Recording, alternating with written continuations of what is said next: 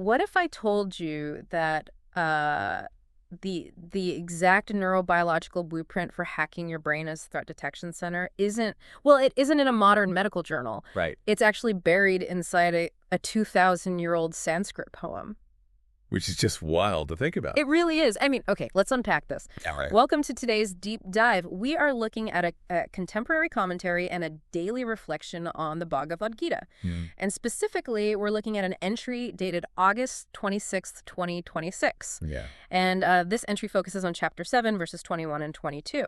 So our mission today is to bridge this massive gap between ancient spiritual wisdom and basically cutting-edge cognitive psychology. Right. Because we're going to explore the universal psychology of faith, right? Like how our brains chemically process conviction. And how that focus drives real-world execution. Yes. And also the very dangerous trap of giving credit to the wrong things when we actually do succeed. Yeah, that part is crucial. And, the framing of this specific commentary is what makes it so valuable. Right. Because for a long time, these ancient texts have been treated purely as historical artifacts, or just religious dogma. Just something you study in a theology class. Exactly.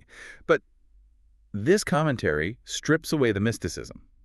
It validates the text as a highly sophisticated, completely functional manual for human psychology. Wow. It details the systemic laws of cause and effect that govern how we literally operate in the world. So we aren't looking at magical thinking here. Right. We're looking at a deeply accurate map of psychological architecture. And the juxtaposition is what hooked me immediately, because the ancient writers obviously didn't have fMRI machines, right? No, of course not. They weren't in a lab measuring cortisol levels, but the behavioral outputs they observed and recorded map so perfectly onto what we now know about the human brain. It's uncanny. It really is. Specifically structures like the reticular activating system and the amygdala, which we'll get into. Yeah, they were masterful observers of the human condition. But to truly grasp the neurobiology of how this works, we first have to understand the specific kind of conviction the text is talking about. Okay. So the commentary begins with an idea that completely shatters our modern expectations of religious rigidity. Which is such a relief, honestly. It really is. Because usually when you crack open an ancient spiritual text, you brace yourself for a list of unyielding rules. Right, like do this, don't do that. Yeah. Burn this exact incense, face this specific direction, use this exact name for God. It can feel like trying to operate an outdated piece of software using a manual written by someone who's never seen a computer. That's a great way to put it. But this text throws that strict dogma out the window entirely. It does. The Sanskrit phrase in the text is yo yaya tanam. Okay. And the commentary translates this roughly as whatever celestial form, symbol, or archetype a devotee seeks to worship with sincere faith, the supreme intelligence steadies that faith. Oh. Yeah. The contemporary take provided in our source describes this phenomenon as radical non-sectarian acceptance. Radical non-sectarian acceptance. It's an incredibly modern, pluralistic view of human spirituality. It really is. So the universe, or the supreme intelligence, however you want to frame it, it doesn't reject or condemn a person just because their mental framework or their chosen cultural symbol is limited. Exactly. Consciousness is literally meeting the individual at their exact level of cognitive and emotional development. That is so profound. Consider the implications of that for a moment. The ultimate intelligence of the universe is not demanding that you use the correct symbol. Right. It isn't grading humanity on a cosmic multiple-choice test, where only one highly specific cultural answer grants you access to reality. Like, oh, you picked C, sorry, the answer was B. Exactly. It responds entirely to the sincerity of the intent. So it's about the intent, not the object. Right. If a person's cognitive framework can only grasp a very specific, localized symbol, maybe a statue or a specific archetype, or even a highly secular philosophical ideal, the cosmos does not punish them for that localized limitation.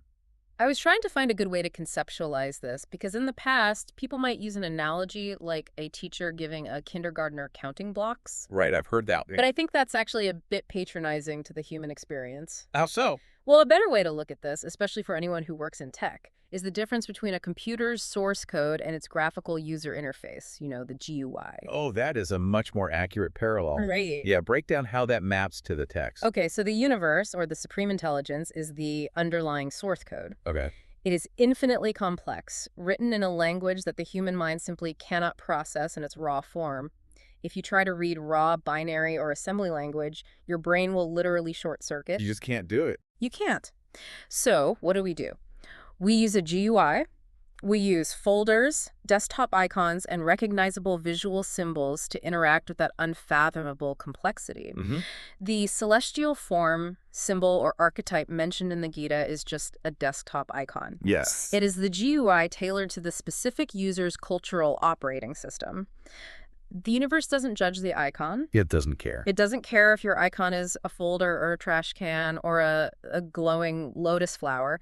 It just registers that you clicked it and it processes the underlying code. The cosmos responds to the user input. Right. And in this analogy, the user input, the catalyst that actually activates the response from the code, is the sincerity of the user. But I want to challenge this. Okay, go ahead. Because it sounds a bit like spiritual anarchy. How do you mean?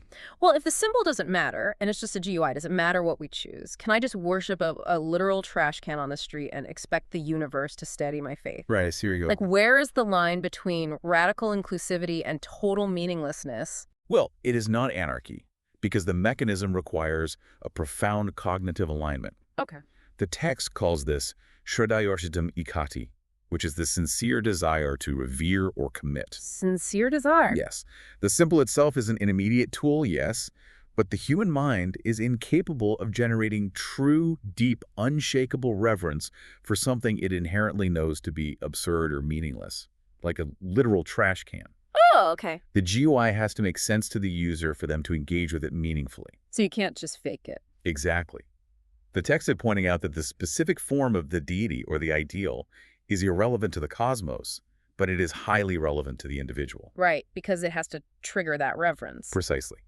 The individual must choose a symbol that inspires genuine awe, focus, and noble commitment within their own psychological framework. So without that genuine cognitive alignment, the sincerity requirement fails and the system doesn't activate. That's it, exactly. So the sincerity is the keystroke. It is the enter button. Beautifully put. And once that genuine, deep conviction is present, the source material explicitly links this ancient process to modern biology, right? Yes, it does. The text states that once this sincere faith is established, the supreme intelligence makes that faith firm and unshakable. Firm and unshakable. The Sanskrit is akala shraddham eva vidadami arham. And this is where the commentary bridges out of philosophy and directly into cognitive psychology. Because we aren't just talking about a warm, fuzzy feeling of being supported here. No, not at all. We are talking about literal, observable biological shifts. Yes. The commentary outlines that this sincere conviction physically stabilizes the reticular activating system, the RAS, and it regulates the amygdala. That's right. Let's us dive into the how and why of that, because I feel like this is the core of the deep dive. It absolutely is. Let's start with the amygdala. Okay. Most people know it colloquially as the brain's threat detection center responsible for the fight or flight response. Right. Like if you see a bear, your amygdala goes crazy. Exactly. But it's more nuanced than just physical threats like a bear. Yeah. The amygdala processes ambiguity, existential dread, and emotional volatility. Oh, that makes sense. When a human being lacks conviction, when they are constantly doubting their path, their purpose, or their safety in the world, they are experiencing persistent cognitive dissonance. And cognitive dissonance isn't just an uncomfortable thought. It's a physiological stressor. Precisely. That dissonance signals to the amygdala that the environment is unstable. Wow. The amygdala responds by triggering the release of cortisol and upregulating the sympathetic nervous system. So you exist in a baseline state of low-grade anxiety and hypervigilance. Yes, all the time. Your biological resources are being burned just to manage the perceived threat of an ambiguous universe. That sounds exhausting. It is exhausting. So how does absolute conviction physically stop that process? Well, when an individual fully commits to their chosen ideal, with that deep, sincere faith we talked about, the cognitive dissonance collapses. Because there's no more ambiguity. Exactly. The brain no longer perceives the overarching environment as ambiguous or threatening because it has anchored itself to a supreme narrative. Oh, wow. As a result, the amygdala stops sounding the alarm. The flow of cortisol is halted. It just shuts off the tap. Yes. The sympathetic nervous system downregulates, and the parasympathetic nervous system, the rest and digest state, takes over. The biological stabilization leads to profound emotional regulation. is fascinating. It really is. Because the ancient writers described a deity reaching down and strengthening a person's heart. But modern science describes a cognitive anchor halting a cortisol cascade. And they are describing the exact same human experience. It just blows my mind. But that emotional grounding is only half of the equation. Right. Once the fear center is quieted, the brain's filtering mechanism can operate at peak efficiency. That brings us to the reticular activating system. The RAS. Yes. This is a bundle of nerves at the brainstem that basically acts as the bouncer for your conscious mind. That's a good analogy. Yeah, it filters out the millions of bits of unnecessary sensory data you encounter every second so that only the important stuff gets through. Right, because if you processed everything, you'd go crazy. Exactly. Now, a lot of self-help books talk about the RAS using the old yellow car trope, you know? Oh, yeah. If you buy a yellow car, suddenly you see yellow cars everywhere. Right. But I think a much more accurate way to look at the RAS is to imagine an audio engineer at a live concert mixing board. Oh, I like that. Walk us through the audio engineer. Okay, so imagine you are at a massive stadium concert. Yeah. There are tens of thousands of people screaming. There's feedback from the amps. There's the sound of the wind, the bass guitar, the drums. Just total chaos. It is total sensory chaos. Now, the RAS is the master audio engineer sitting at the mixing board. Okay. When you have no clear goal or conviction, the engineer just leaves all the sliders in the middle. So you just hear everything. Right. You hear the static, you hear the crowd, you hear the distractions. It's overwhelming. But when you establish akaloshadam, that unshakable, sincere conviction toward a specific goal or ideal, you are giving the audio engineer a direct order. Oh. You are telling them, I only care about the lead singer's voice. So the engineer adjusts the board. Exactly. They actively mute the static of the crowd. They pull down the sliders on the distractions, the anxiety, the irrelevant opportunities, and they boost the gain all the way up on the lead singer. That's a brilliant way to picture it. Suddenly, out of the chaos, the one thing you need to hear becomes crystal clear. And the commentary refers to this as the power of intentional focus. Yes.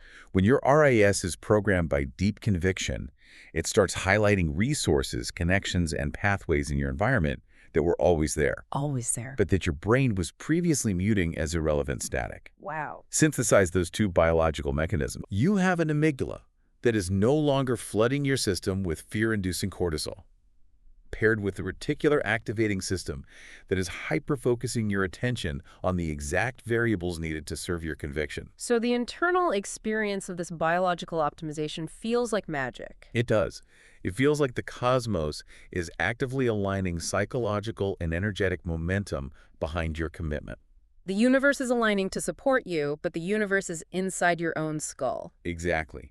It's a self-sustaining positive feedback loop. Oh, I see. Because the more sincere your focus, the more your RAS highlights validating information. Right. The more validating information you see, the safer your amygdala feels, which deepens your conviction further. It just builds on itself. It does. So once this highly optimized, biologically steady state is achieved, what happens when it meets the friction of the real world? Ah. The commentary moves seamlessly from the internal biology of verse 21 to the external reality of verse 22. Right, because all this brain optimization isn't just for sitting alone in a cave feeling peaceful. No, not at all. Verse 22 takes this internal momentum and translates it into external, tangible success. Yes. The Sanskrit phrase here is tayar hotai yukta, meaning endowed with that firm faith. The text explains that the individual, now operating from this optimized state, engages in the pursuit of their chosen form and obtains his desired outcomes. Which in Sanskrit is labhate gata kaman.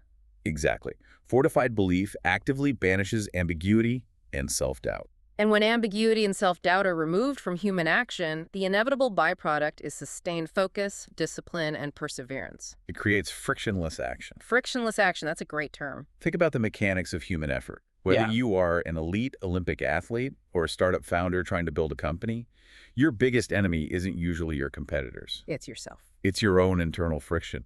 If you have a sprinter on the starting block, and they have even a microscopic fraction of a percent of doubt about their training or their right to be there, their brain will trigger a micro-hesitation. Oh, wow. A micro-hesitation. Yes.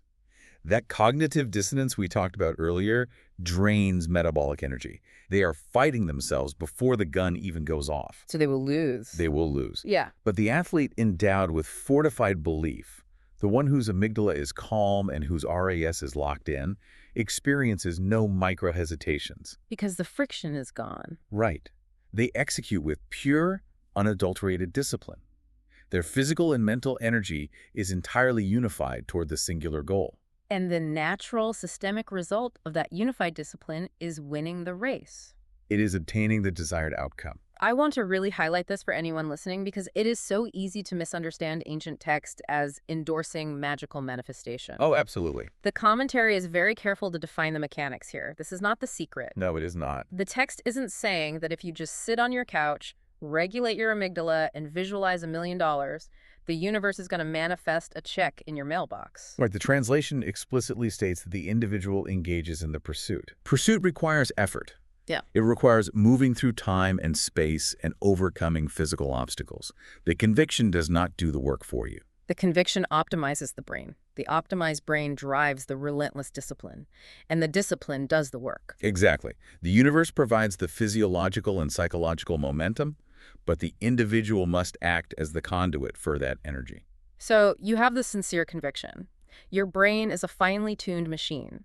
You execute with relentless, frictionless discipline, and inevitably, you achieve the goal. Yes. You win the gold medal, you launch the successful company, you build the life you wanted. Right.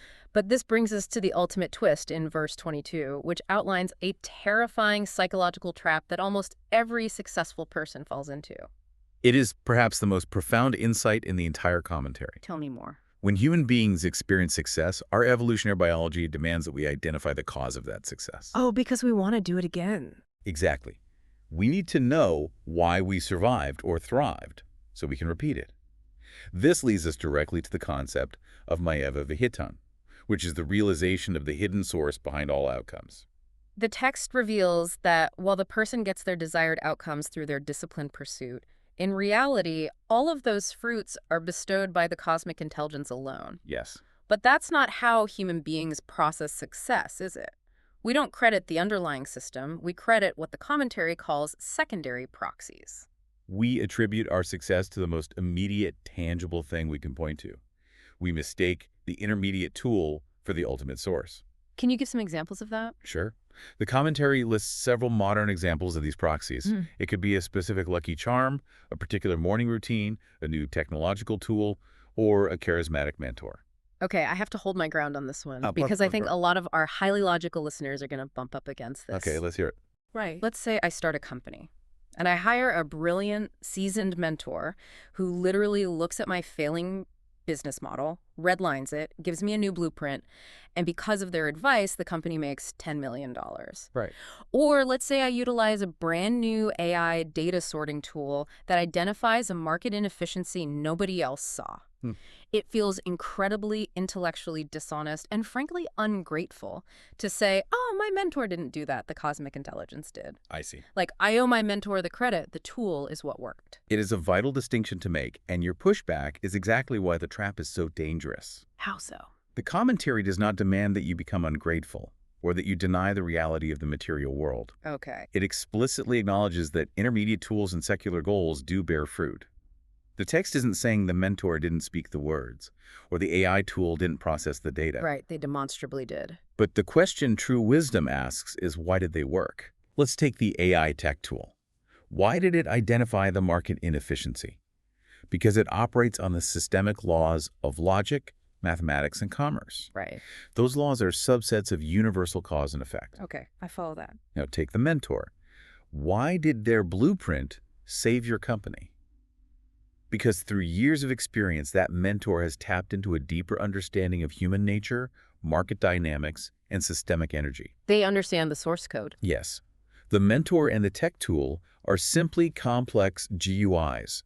They are conduits for the underlying systemic laws, which ancient philosophy often refers to as karma, the vast web of cause and effect. Wow, okay. If you give sole credit to the tech tool or the mentor, you are confusing the pipe for the water.